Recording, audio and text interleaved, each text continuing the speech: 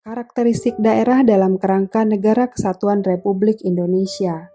Video ini merupakan video lanjutan dari video sebelumnya, yaitu membahas tentang makna persatuan dan kesatuan, serta makna sejarah berdirinya Negara Kesatuan Republik Indonesia. Sebelum sampai ke materi ini, silahkan kalian simak dulu video sebelumnya ya. Karakteristik daerah tempat tinggal dalam perjuangan berdirinya dan mempertahankan Negara Kesatuan Republik Indonesia. Keberadaan provinsi di Indonesia tidak dapat dilepaskan dari sejarah Indonesia. Sebelum proklamasi kemerdekaan, setiap daerah cenderung mengembangkan sifat-sifat kedaerahannya, termasuk dalam mengusir penjajah sehingga mudah dipatahkan oleh penjajah. Peristiwa Kebangkitan Nasional pada 20 Mei 1908 dan Sumpah Pemuda pada 28 Oktober 1928 menumbuhkan persatuan dan kesatuan bangsa Indonesia. Semangat kemerdekaan terus menggelora hingga mencapai puncaknya pada 17 Agustus 1945. Pada saat kemerdekaan dikumandangkan, NKRI memiliki wilayah seluruh bekas jajahan Belanda atau disebut Hindia Belanda. Baru setelah tanggal 18 Agustus 1945 saat PPKI mengesahkan UUD 1945, Indonesia memiliki dasar yang kuat bahwa NKRI terbentuk dari beberapa provinsi dan kabupaten kota.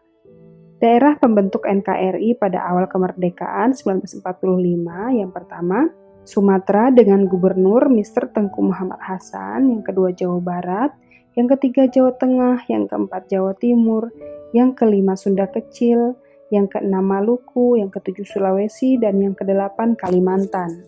NKRI berdasarkan UUD Republik Indonesia Serikat 1949. Berdasarkan Undang-Undang Dasar Republik Indonesia Serikat disebutkan bahwa Republik Indonesia Serikat adalah suatu negara hukum yang demokrasi dan berbentuk federasi.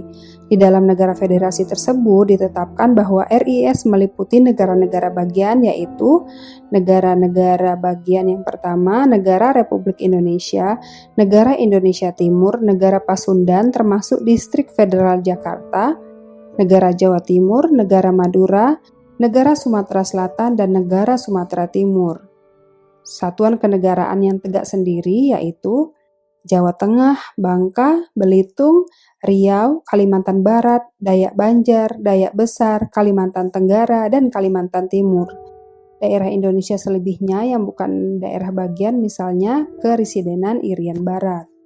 NKRI berdasarkan UUDS 1950. Adanya semangat yang tinggi untuk bersatu, keinginan menjadi negara kesatuan tetap ada di antara negara bagian yang tergabung dalam RIS.